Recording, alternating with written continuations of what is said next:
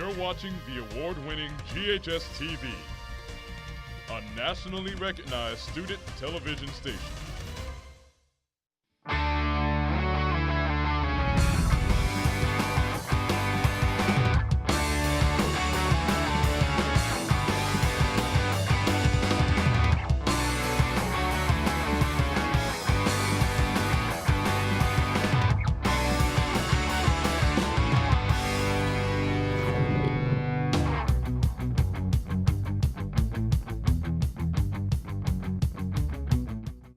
Hello and welcome to this week's edition of GHS-TV's award-winning talk show Crosstalk. I'm your host, Scarlett Simpson. Each week in this time slot, we take a look at different issues, personalities, and events that affect you and our community. Going Greek is something that is uniquely American. The first Greek letter organization was founded in 1775, but it wasn't until the early 1900s that Black Greek letter organizations were established.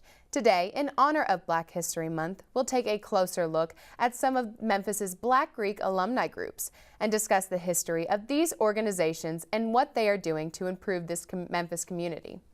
Here to talk about the Memphis alumni chapter of Delta Sigma Theta is Verna Lambert. Miss Lambert, thank you so much for being on the show today. Thank you. Well, Delta Sigma Theta was founded more than 100 years ago in 1913. How did this start, and can you talk about the original goals that the founders had in mind? Absolutely. Delta Sigma Theta Sorority Incorporated started in Washington, D.C. at the wonderful and beautiful Howard University. It's a nonprofit organization purposed to provide assistance and support through established programs in communities throughout the country. And actually, we're also internationally. Our founders, 22 of them, purpose was to use their collective strength to promote academic excellence, provide scholarships, support the underserved, to educate and stimulate participation in the establishment of positive public policy. Lastly, we want to highlight issues and provide solutions for problems in the communities. And I can tell you, 105 years later, we are doing this and impacting with 200,000 members across the world. Well, you are part of the Divine Nine, the 9 Black Greek letter organizations that make up the National Pan-Hellenic Council. Can you talk about the significance of this? You know, this is, as you mentioned, Black Greek life started in the early 1900s. And all of us had a mission, and that is to help our fellow man, our fellow community. And collectively, we have done this through scholarship, philanthropy work, volunteerism in the local Memphis community and across the country. How do Deltas stand out compared to other Black sororities? Well, you know, I don't know that we stand out in that perspective in terms of being more popular here or there, but I think the mission of focusing on social justice is the key here. All of the Greeks believe in scholarship. All of the Greeks believe in volunteerism, okay? But I think that Delta has done this and done this well over these 105 years. Ms. Lambert, Deltas do a lot when it comes to education, mental and physical health, and economic development. Can you talk about that?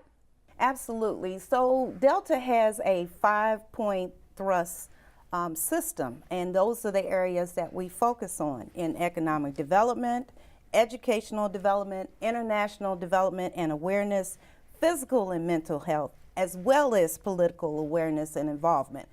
Right now, we have these programs across the country. One is called Dr. Betty Shabazz Delta Academy, where we take young ladies of elementary age group and really just work on their total development. We take young ladies who would never have had the opportunity of coming into a studio such as this and learning about all the careers that are where. We also have a Delta Gems program that focuses on the high school young ladies, and they're at risk between the ages of 14 and 18. On the social, political awareness and involvement, our Deltas participate in a Delta Days on National Capitol Hill, as well as our state legislation. And I tell you, we come in numbers. We also have a financial fortitude program where we educate each other as well as the community on issues of purchasing home, credit repair, how to save, how to prepare for retirement. And of course, we have so many other projects, but we also have an international project called Water Tanks and Wells. And we collect dollars with 4 children in Africa in Nairobi, Kenya. I'm so excited about that program.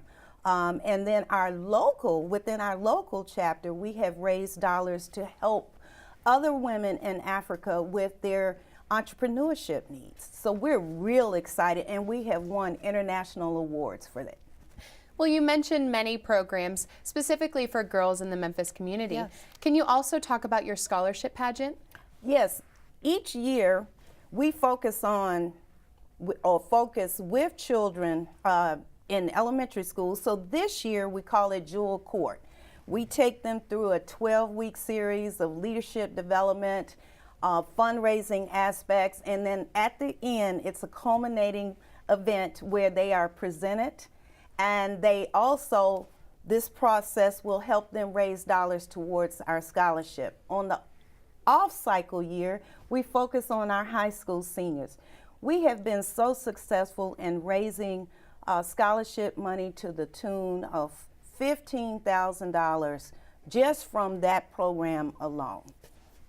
Well, it is February, which is the start of Black History Month. Do you have any events to celebrate? Oh, we have several. In Delta, we say Black History is every day. Just recently, they announced, the United Postal Service announced the celebration and release of a stamp in the honor of Lena Horne, one of our own members. There are other initiatives that our chapter is focused on this month.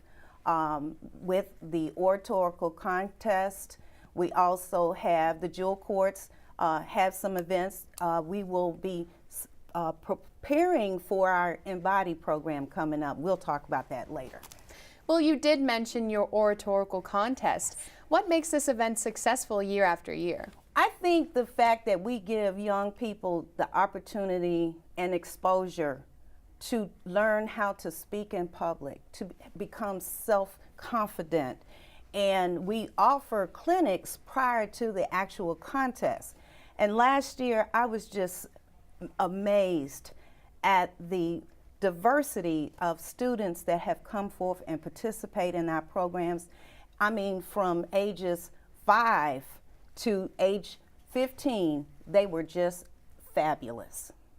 Well, Ms. Lambert, thank you so much for being on the show today. Thank you. It's an honor.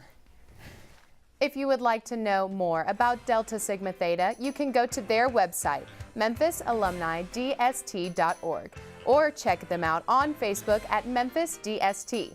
We have to take a short break, but when we return, we will continue our look at Black Greek alumni groups and their positive impact on the community. Stay with us.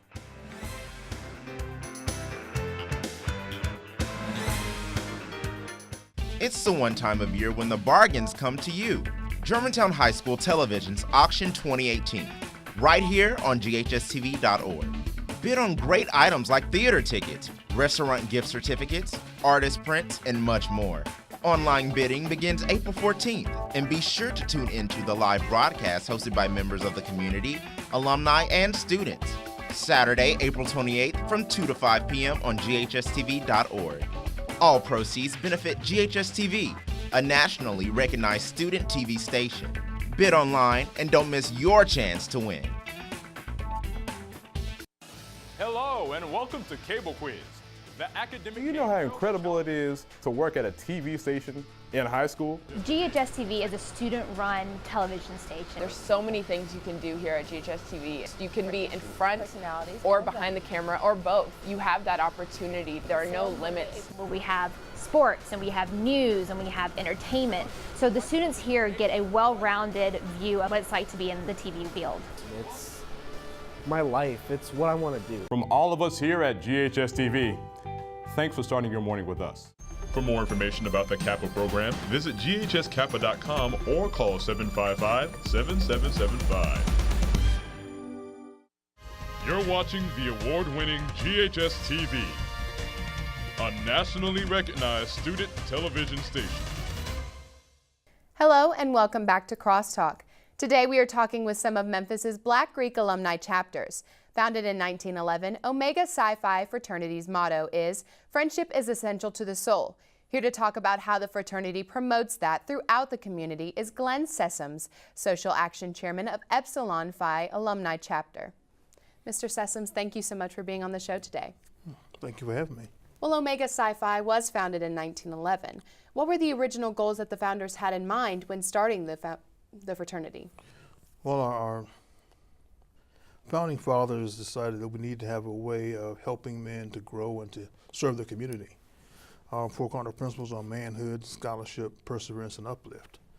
And in so doing, one of the uplift issues is how do you get out into the community and lift up the community. At that time in 1911, as you know, there are many challenges for black people in America. And when we graduated, we went back to the community to serve. And so some of those things were the social action efforts of the fraternity. Many of them at the time were going back and helping people with voter registration and things of the social nature, helping people to do better in terms of the community service, getting better jobs and all of that. And it's just evolved over time to a lot of different kinds of programs because we have different needs in the community. Well, what are your present day goals? Well, we have a number of things. Well, our goal is to help young men especially. We have baseball team support. We have a program we have with Riverview Middle School down the street from our fraternity house where we go back and talk to some of the young men who are challenged and have, I think, male role model issues. We have a pastor. We have one of our members who is just a general member. Another one of our members is a policeman and a fireman. So they get to see men who are doing different kinds of things and serving the community and see role models and ask questions about things about men issues that they may not have the answers to at home. Well, Mr. Sessoms, can you talk about the importance of having black fraternities offered in the Memphis community? We do a lot in terms of helping the Memphis community, whether it be the Kappas, the Alphas, the Sigmas, the Omegas, the Iotas, and others. We're out doing different things, whether it be having young men programs. We're having a blood drive on a regular basis to try to help give the African American increased giving in blood. We have the most need for blood, but we have the greatest need that we don't give enough. We currently have programs for seniors where we go back and help seniors in the summer.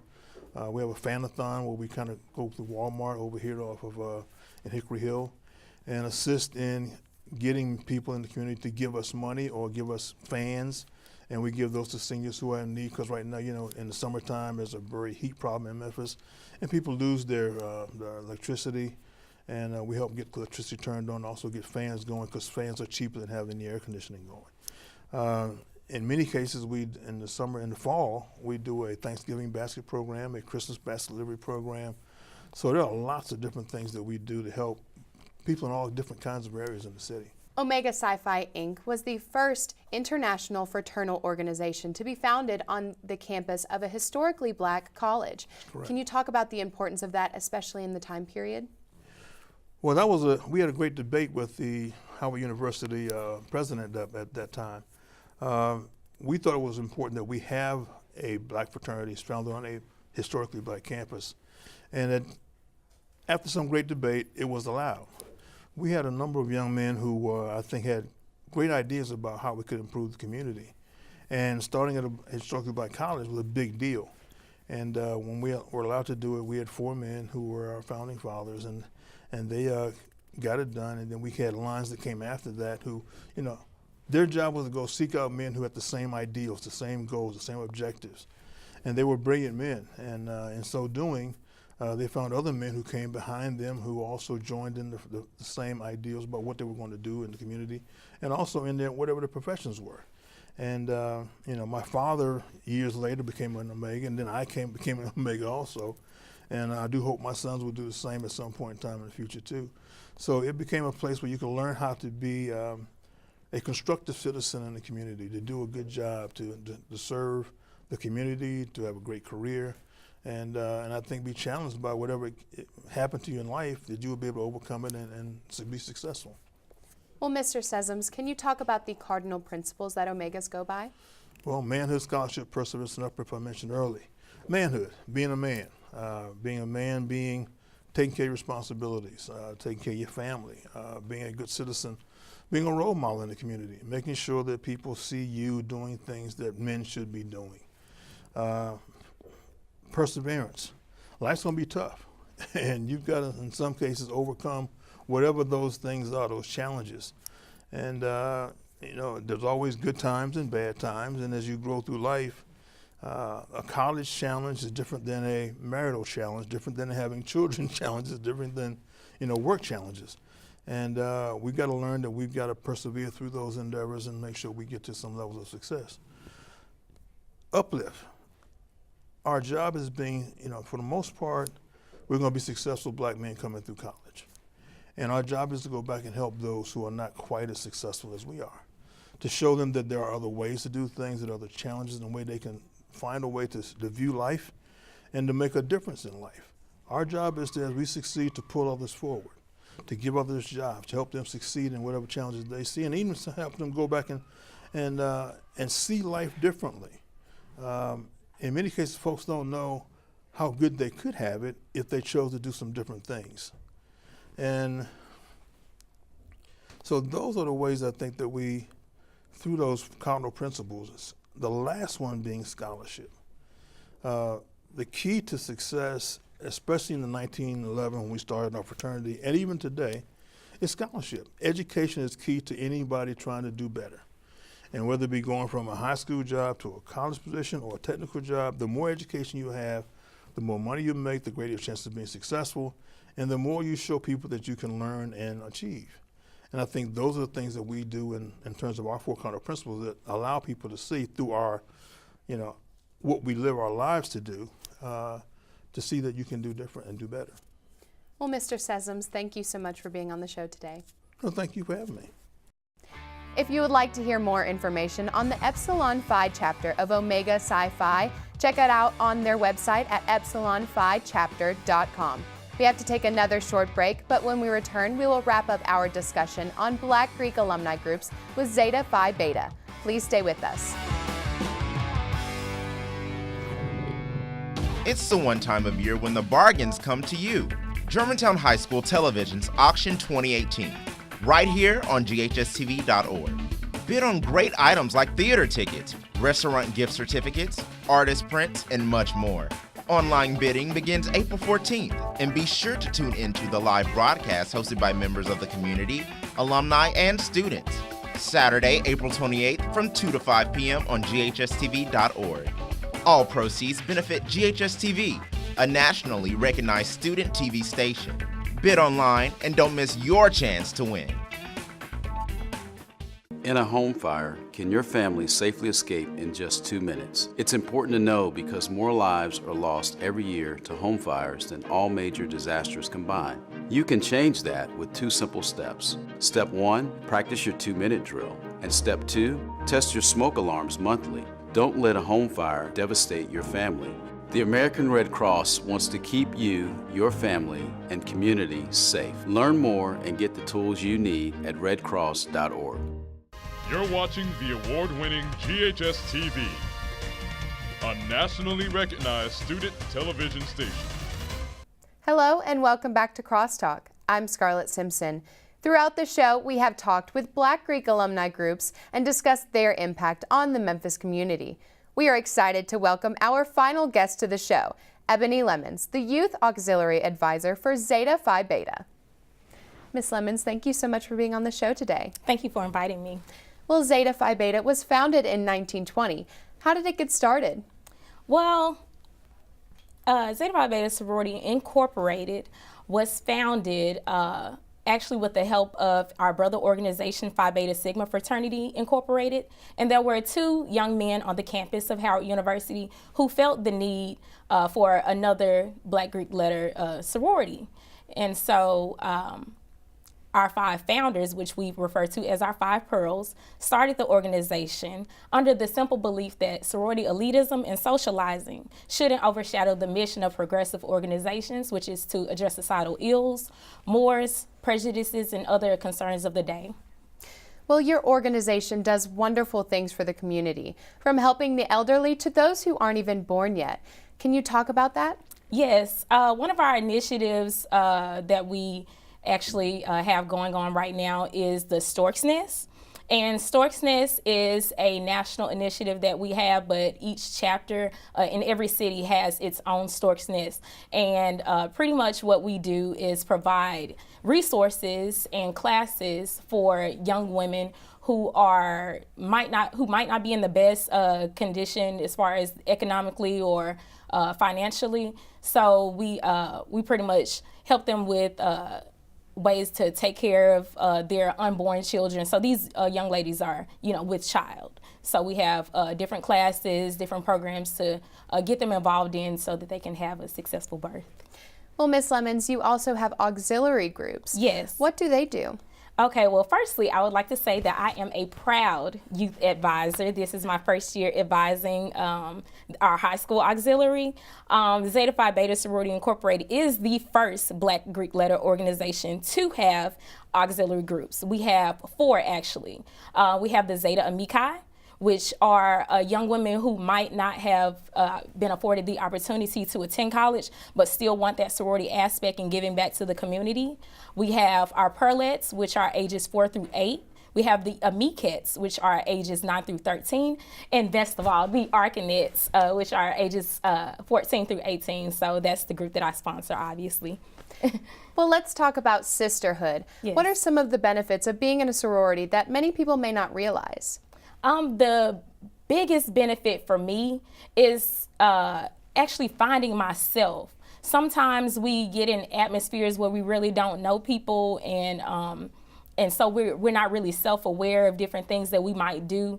But the important thing about sisterhood is that we can be honest with each other, be open with each other without any type of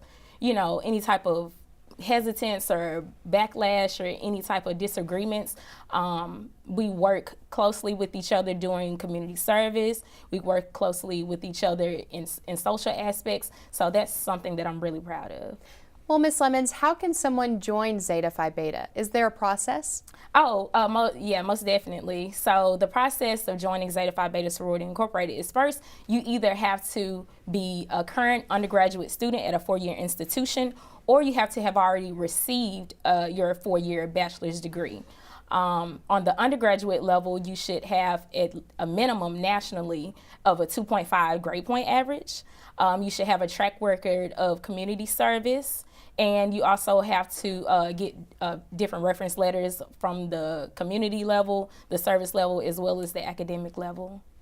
Well, why do you think it's important to have sororities and fraternities specifically for African Americans?